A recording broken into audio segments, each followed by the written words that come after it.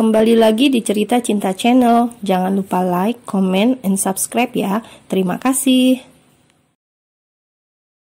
Sementara itu, di bar milik Arnold, pintu ruangan di lantai 3 diketuk oleh seseorang. Azam yang sedang menghadap laptop pun sontak menoleh ke arah pintu itu dan menatap aneh. Pintu itu tidak pernah dikunci. Jika Arnold dan Julian datang pun, mereka bisa masuk dengan sesuka hati. Dalam benak Azam mulai berpikir jika yang datang bukanlah mereka berdua. Mungkin Ben, gumam Azam, lalu bangkit dari duduknya dan mulai membuka pintu. Ia tidak bisa berteriak dan meminta Ben masuk karena suaranya sudah habis. Tubuh Azam seketika terpaku saat melihat siapa yang datang menemuinya malam ini. Acil Aida. Zam, panggil Aida lirih, seraya menatap nanar pada sang keponakan. Nampak jelas guratan kesedihan di wajah Azam. Kini Aida sudah masuk dan duduk persis di sebelah Azam. "Maafkan aku, Acil," ucap Azam lirih. Ia bahkan terus menunduk, merasa malu dan tidak memiliki keberanian untuk menatap sang tante. Azam tersentak saat merasa punggungnya disentuh oleh Acil Aida. Sentuhan lembut itu membuat air mata Azam kembali jatuh. "Acil memang sangat kecewa padamu, Zam. Acil juga marah, tapi tidak merubah apapun, Zam. Acil tetap menyayangimu. Ayah dan Ibu Haurah juga pasti merasakan hal yang sama, tapi mereka butuh waktu untuk menerima ini semua," jelas Aida. Pelan, ia sungguh iba pada Azam. Aida sadar tidak ada manusia yang sempurna, juga Azam yang pasti melakukan kesalahan.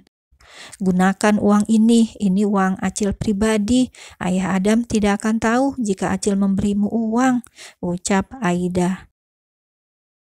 Uang 250 juta Aida berikan pada sang keponakan. Semua fasilitas Malik sudah ditarik oleh Adam.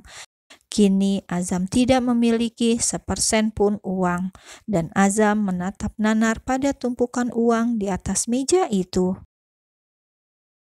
"Tidak, Acil, aku tidak akan menerimanya. Tapi jika boleh, bolehkah aku meminta sesuatu?" tanya Azam. Ia mulai berani menatap sang tante, menatap dengan penuh harap. "Apa sayang?" tanya Aida lembut. "Izinkan aku memeluk tante." Saat itu juga Aida langsung memeluk Azam erat, Azamnya yang selalu ia sayangi. Aida yakin Azamnya tetap sama seperti Azam kecil. Azamnya tetap sama seperti Azam kecil dulu. Kesalahannya kini hanyalah proses yang harus ia jalani di dalam hidup.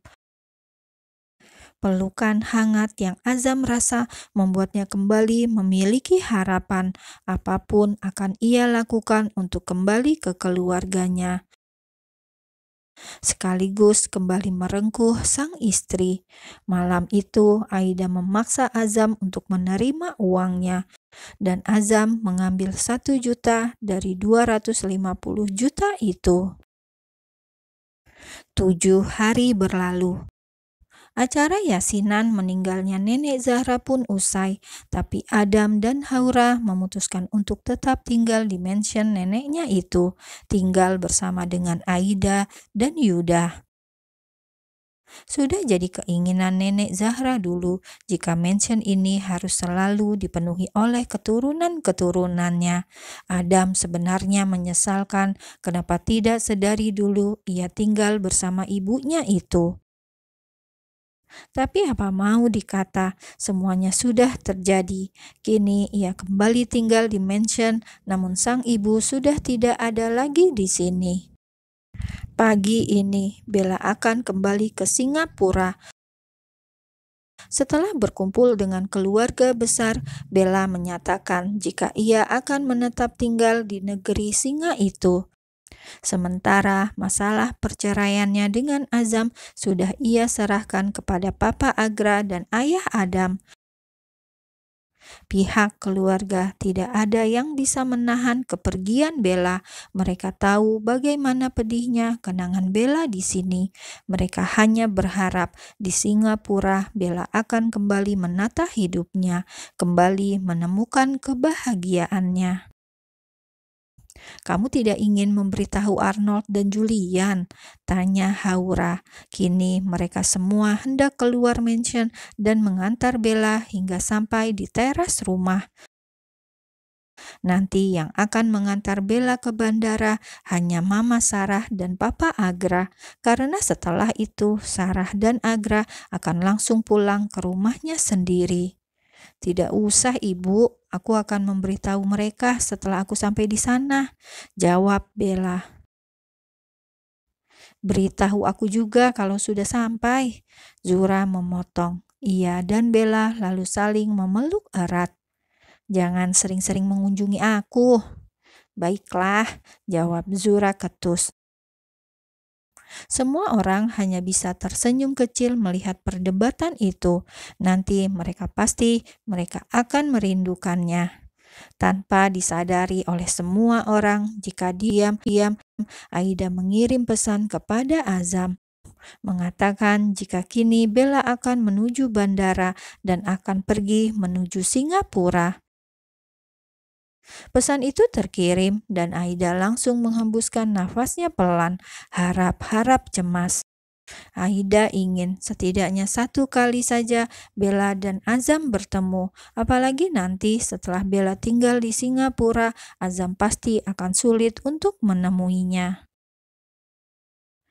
Ting! Sebuah pesan masuk di ponsel Azam. Ia yang sedang menatap layar ponselnya pun sontak mengambil ponsel itu. Ia pikir ini adalah balasan dari banyaknya email yang ia kirim untuk mendapatkan pekerjaan. Tapi ternyata bukan. Pesan itu adalah pesan dari Acil Aida. "Bella akan pergi ke Singapura dan menetap di sana. Sekarang ia sedang menuju bandara." Dek! Seketika jantung Azam seperti tersengat, merasa kepergian Bella juga membawa separuh nyawanya. Tanpa aba-aba, Azam langsung berlari keluar, mengambil kunci motor metik yang biasa digunakan oleh karyawan bar. Buru-buru ia memutar gas dan menuju bandara. Hatinya terus memohon agar ia diberi satu kali saja kesempatan untuk bisa bertemu dengan Bella. Satu kali saja ia ingin melihat wajah istrinya itu.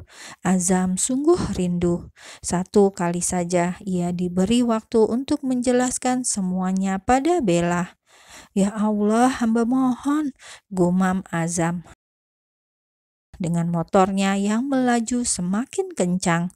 Sampai di area parkiran bandara, Azam langsung berlari masuk ke dalam sana menuju gate keberangkatan. Ia menatapi layar monitor berlayar biru di atas sana, membaca jadwal penerbangan Jakarta-Singapura. "Jam 8, gumamnya pelan. Lalu melihat jam tangan yang melingkar di pergelangan tangan kirinya. Waktu masih menunjukkan jam 7.30 pagi. Azam langsung mengedarkan pandangannya, mencari keberadaan sang istri. Azam sangat berharap Bella belum sampai, karena jika istrinya sudah lebih dulu datang, bisa dipastikan Bella akan menunggu di ruang VIP. Terus Azam mencari. Ia bahkan tidak peduli saat beberapa orang mulai menyadari keberadaannya. Azam Malik. Hingga 15 menit ia menunggu dalam kecemasan. Akhirnya ia melihat keberadaan sang istri. Bella ternyata baru saja tiba. Ia tidak datang sendiri, tapi bersama Mama Sarah dan Papa Agra. Tanpa ingin mengulur waktu, Azam segera menghampiri mereka. "Bella," panggil Azam dengan deru nafasnya yang memburu. Sedari tadi ia berlari. Melihat kedatangan Azam, Agra langsung memberi isyarat pada istrinya Sarah untuk segera membawa Bella masuk di ruang tunggu VIP. ruangan yang tidak bisa dimasuki oleh sembarang orang, sementara Agra akan menahan Azam di sini. Sarah menurut tanpa menoleh pada Azam ataupun menyauti ucapannya. Sarah segera menarik Bella untuk mengikuti langkahnya. "Bel, aku mohon," pinta Azam saat melihat istrinya itu pergi. Azam hanya terpaku di tempatnya berdiri, menatap kepergian Bella, separuh jiwanya yang kini perlahan menghilang. "Bella!" pekik Azam sekali lagi, namun Bella tetap berjalan menjauh tanpa sedikit pun menoleh ke belakang, lalu masuk ke dalam sebuah ruangan dan menghilang, meninggalkan sesak yang semakin terasa di dada Azam. "Pergilah, Bella sudah memutuskan untuk menata hidupnya kembali, dan aku harap kamu juga begitu. Jangan ganggu keluarga kami lagi," ucap Agra. Ucapannya memang pelan, bahkan tidak ada suara tinggi yang terdengar. Namun kata-kata itu mampu menghancurkan pertahanan Azam. Setetes air bening jatuh dari kedua mata Azam, bahkan langsung menjatuhi lantai tempatnya berpijak. Azam tidak membalas ucapan Papa Agra. Ia tak kuasa untuk membuka mulut. Melihat betapa dinginnya Papa Agra membuat Azam sadar satu hal, bahwa luka yang ia toreh begitu dalam. Agra pun segera berbalik dan pergi. Langkahnya terhenti saat Azam akhirnya buka suara. "Aku tidak akan menceraikan Bella, Pak. Selamanya Bella adalah istriku," ucap Azam sedikit berteriak. Agra hanya berdecih, lalu kembali melangkah pergi. Azam langsung ambruk. Ia bersimpuh seorang diri di lantai bandara itu. Ia sungguh menyesalkan semuanya. "Bangkitlah Tuan, Anda tidak sendiri. Saya akan selalu mendampingi Anda," ucap Ben yang entah sejak kapan ada di sana. Ben lalu membantu Azam untuk bangkit. Mereka keluar dari bandara dan melihat pesawat penerbangan Jakarta-Singapura mulai terbang. Bella ada di dalam sana. "Aku mencintaimu, Bel. Bisakah kamu merasakannya?" batin Azam pilu. Di dalam pesawat, Bella menatap keluar sana, melihat kota Jakarta yang semakin menjauh dari pandangan. Hatinya tetap saja berdesir tiap kali melihat Azam, seorang pria yang sudah ia cintai sejak kecil dulu, sejak ia masih belum mengerti apa itu artinya cinta.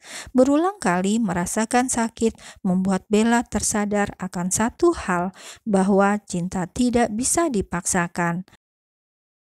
Sedalam apapun hubungannya dengan Azam, nyatanya cinta laki-laki itu tidak bisa ia rengkuh. Terus berada di dekat Azam makin membuatnya tersiksa. Pergi adalah pilihan yang terbaik. "Selamat tinggal, Zam. Aku harap kita berdua bisa menemukan kebahagiaan masing-masing," gumam Bella lirih. Bahkan tanpa ia sadari ada pula air mata yang jatuh, namun buru-buru Bella menghapusnya. Memang berat, tapi Bella sudah memutuskan bahwa dia akan melepaskan suaminya, melepaskan Azam agar bisa menjalani hidupnya lagi.